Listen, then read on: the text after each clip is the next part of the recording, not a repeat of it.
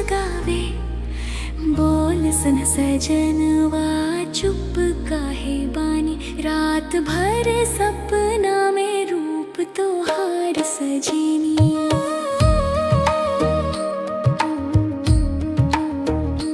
हमरा जो बन के बाहर पर ससना, दिल तोड़स मत हो वादा भुलासना। बोल सुन सजनवा अब कुछ कहना, हमरा उमरिया के मान रखसना। हमरा अखियन में नींद ना आवे, दिलवा धड़के तोहार याद जगावे। बोल सुन सजनवा चुप काहे बानी, रात भर सपना में रूप तोहार सजेनी।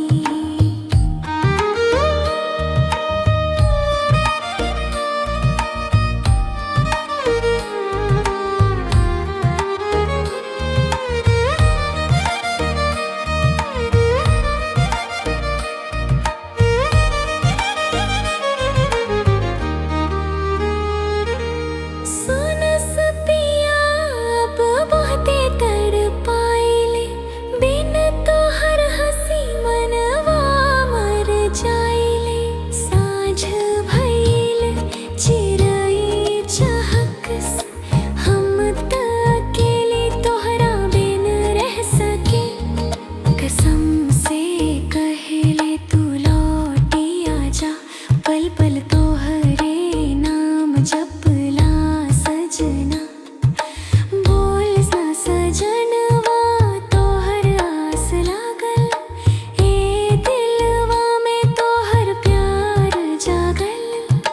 हमरा अखियन में नींद ना आवे, दिलवा धड़के तोहर याद जगावे।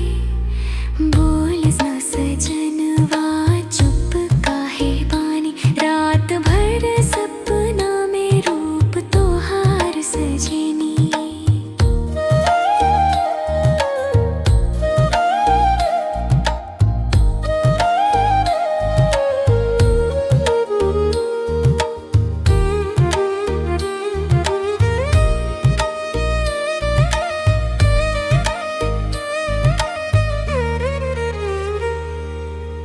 फूल झरेला पवन बहेला, मन में तोहर सुर गूंजेला।